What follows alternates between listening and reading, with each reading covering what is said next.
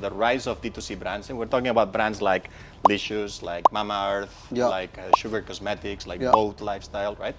There's an amazing growth in India in recent years of D2C brands. And it's, to me, from a strategy perspective, it's a fantastic case study because that do one product or very small range of products and that they distribute directly to the consumer, right? They don't go through a supermarket, they don't go to a distribution platform, but it's simply they send the product that they have designed and curated to the final consumer. It's a very interesting case because these D2C brands seem to negate one of the most powerful forces, the advantages of scale. If you look around, all the companies are always trying to achieve larger scale. Right. Scale gives you power. In the market, it gives you reduced cost, it gives you advantages that are very difficult to match by smaller companies. And they seem to negate that scale advantage that a Procter & Gamble or an HUL has. Right? They seem to connect better with the customer. The customer seems to trust these brands very quickly, and trust is a very big issue in consumer markets in India.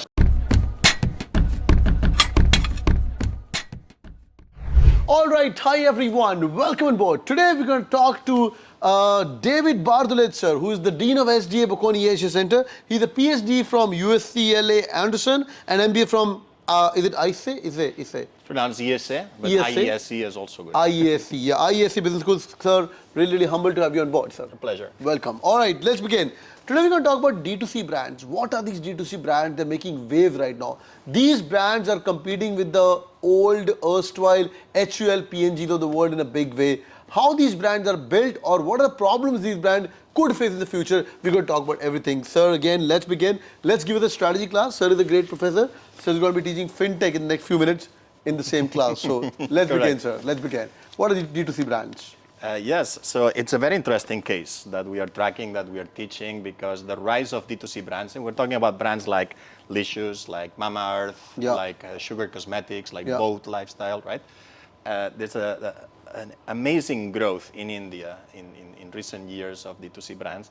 And it's, to me, from a strategy perspective, it's a fantastic case study because it's D2C brands, which, just to clarify, are these small brands that have just basically been born, right? That do one product or very small range of products and that they distribute directly to the consumer, right? They don't go through a supermarket, they don't go to a platform, distribution platform, but it's simply they send the product that they have designed and curated to the final consumer.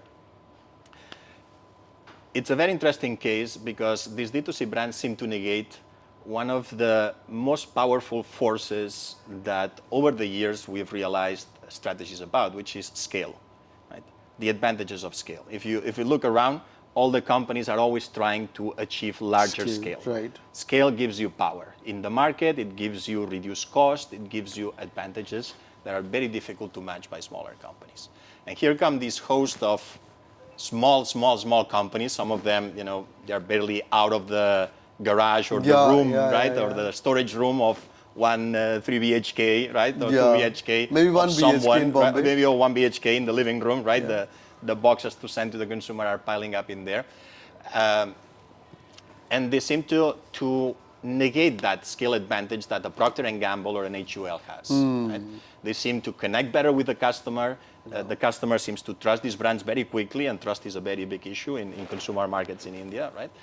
And we ask ourselves, what is the secret of this, right? And moving forward, should these big companies, big conglomerates like Procter & Gamble and HUL, be really worried about the growth of these brands potentially substituting them, right?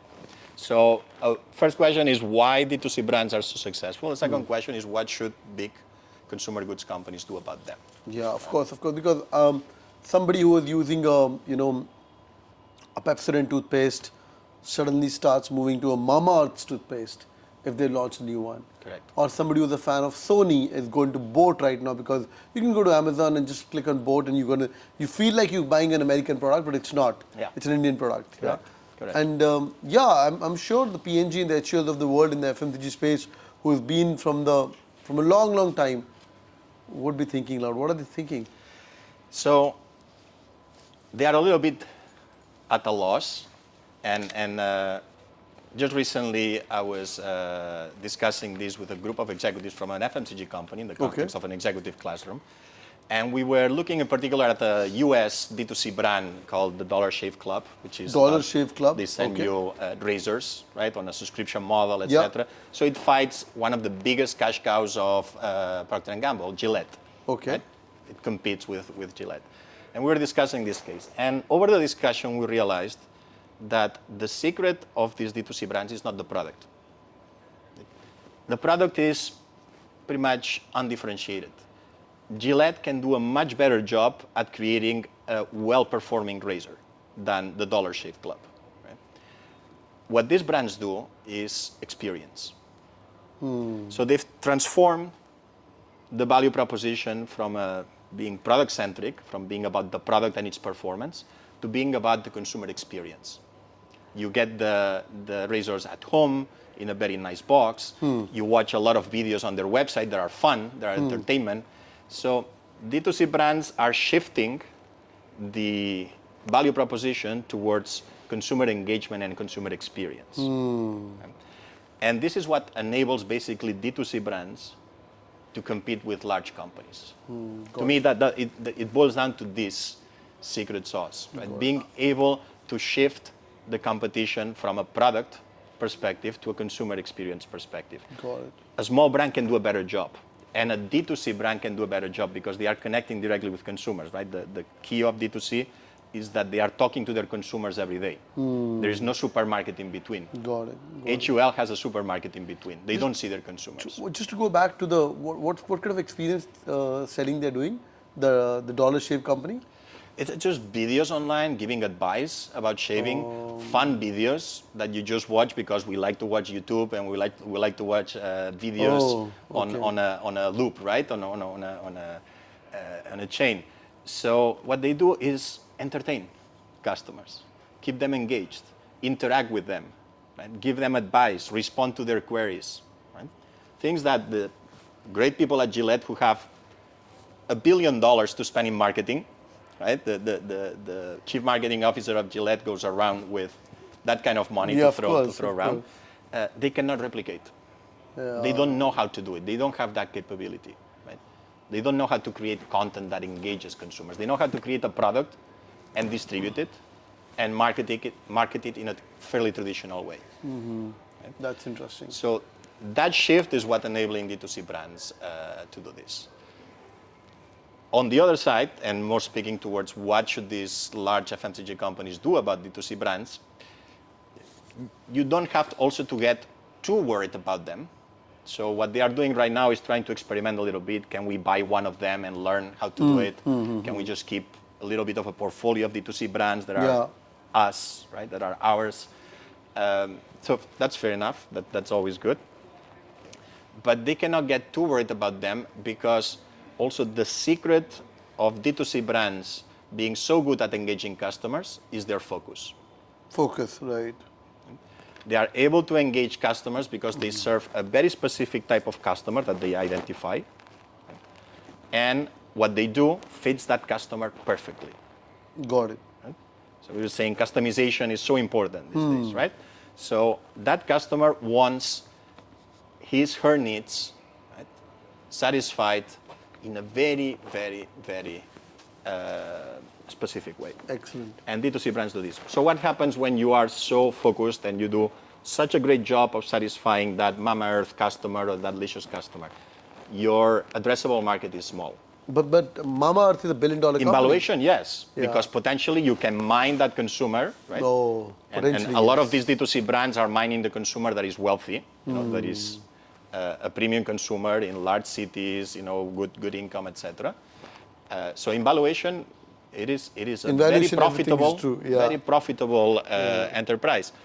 In terms of growing as large in the mass market, it's much more difficult. Maybe one of them will achieve it, will find their way. But as a default thing, it's difficult for these brands to go beyond that group of customers that they do such a great job with. So that's a little bit the D2C thing. Yeah, great. Yin and yang, the positive and negative. No, that's there for sure. If somebody has to do a startup, people are just thinking about D2C business, like how I can find one product, maybe a plant, maybe a cup, and I can, customize it and then start selling it up, shipping it out. A lot of drop shipping customers businesses are growing up in India and US. Though I feel it's good to start with, but they're like Me Too business, like somebody's drop shipping journals. X for Y. Right? Yeah. So what's your recommendation to the young generation? Like, is it a good thing to start your own business in the D2C space? It is. D2C brands also have negated the advantage of scale because all the operations that an FMCG company does, like manufacturing, procurement, distribution, logistics, are done now by other companies very efficiently. Right? So a Mama Earth or a Licious doesn't need to have a logistics supply chain because there's another company that they can outsource it to. The design of the product, the manufacturing of the product, all that can be outsourced. Right? So a D2C brand can be started with very few resources. As long as you have the idea, you can outsource pretty much everything. True that. So everything. And you just have to make sure that you do well the engagement. So it's a good way. The way to start it, to me, is find one type of consumer, not 1 million consumers. Right? A small number of customers that are very similar to each other, that have a fundamental problem with the current offerings. Okay? Nice. Find the gap. Find that need that is not served right now, that is not satisfied by the incumbents. The incumbents are doing mass market, right? So are leaving a lot of people less than satisfied. Yeah. So find that and build a trustworthy brand with that small cohort, then everything else will come later. That's so amazing.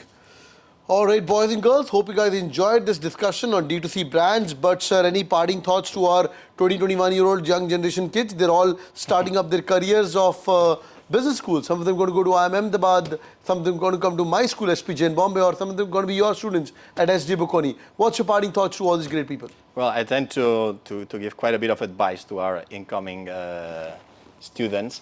But one thing that I've always tried to transmit is find as early in your career as possible something that you're good at. Because we usually say, find something that you love and then try to work in that, right? I like to flip it a little bit and say, find something that you really are good at, that you can execute really well, a skill that you have that is better, that is unique, that is better than everybody else's. And do that. And you'll end up loving it. Because nothing, makes us love more than something that we are already successful with and good at. Great. So find that thing that you're good at as early as possible. All right, boys and girls, what's your favorite D2C brand? आप मुझे comment करके बताइए कि what do you understand Hindi a little bit? Words here and there, yes, expressions.